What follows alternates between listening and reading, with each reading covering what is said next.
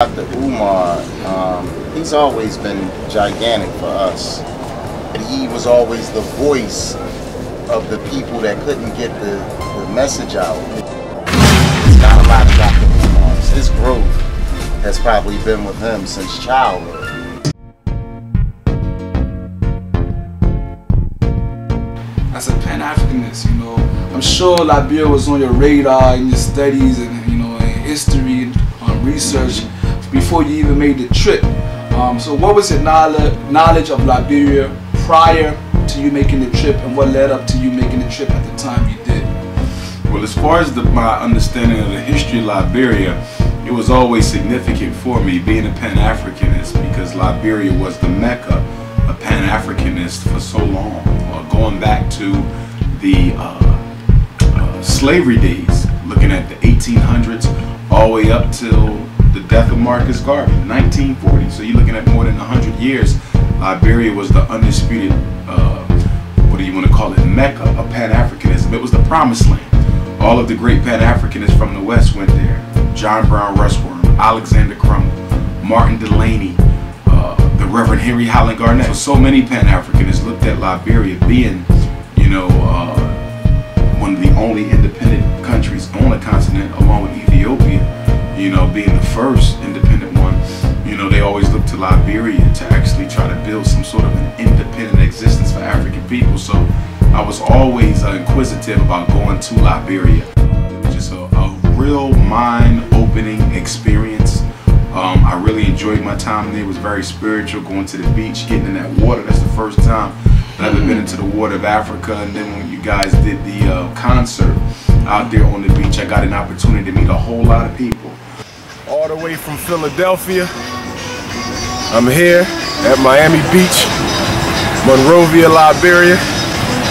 Just took a dip into the waters of Africa for the first time in my life, so that was significant. We had the Liberia Hills African Unity concert today, right out here at Miami Beach. So it's going to be powerful. Different brothers performing, all types of music, Liberian music, reggae music, African music, a little bit of hip-hop, some spoken word, some positive lecture vibrations I'm going to bring forth with others. This is just the beginning.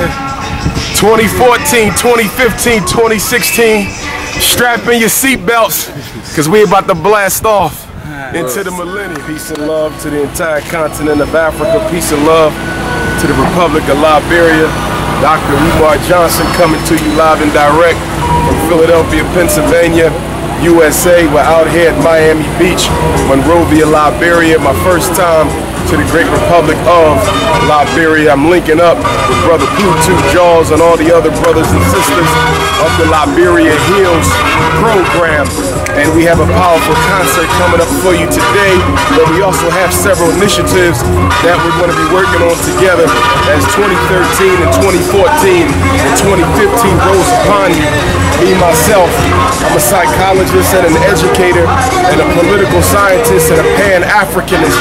So I'm working for the general uplift of all African people around the world. And one of the things I want to do is I want to build an international Pan-African school district for all African children.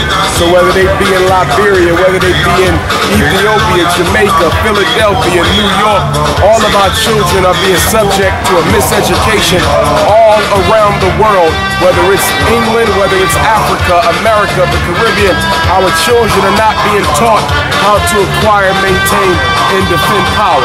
So through Liberia Hills and Team Pan-African, one of the things we want to do is build schools for our African children. We want to teach them agricultural and agronomical science. We want to teach them political and military science. We want to teach them financial and economic science. We want to teach them dietary and nutritional science. We want to teach them spiritual and astrological science. And we want to teach them the science of the black man and black woman and the science of the black family. We have to understand that we as African people are under attack in the 9 major areas of human existence. We need to improve our condition because it's not looking well. If you look at us economically, the powers of the world are raping Africa's resources, the diamonds and the coltan, the oil and the minerals, If you look at us educationally, if you look at us culturally, we're being taken out of our own cultural vacuum. If you look at our entertainment, our labor, and if you look at our family situation, it's not where we're supposed to be as African people.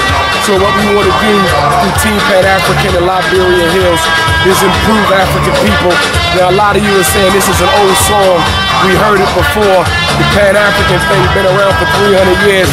What's going to be different about it now?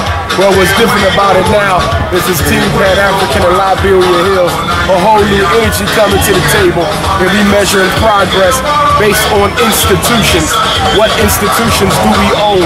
Do we own the farms? Do we own the supermarkets? Do we own the businesses? Do we own the ships? Do we own the airplanes? Do we own the submarines? That's the question.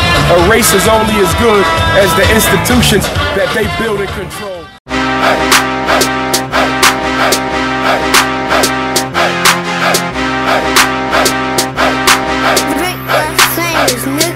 Right off the Broadnary sub-stop, Philadelphia, PA.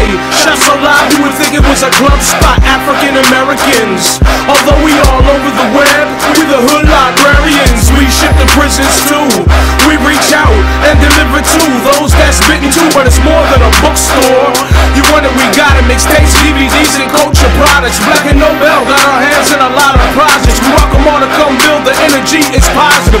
And remember, other team is awake and conscious. Come through and experience this place of knowledge. They say they'll put it in a book if they wanna hide it from us, but we got them books so you can buy it from us. Something to read while you on a train or riding the bus. Get your read on, food for thought, get your eat on.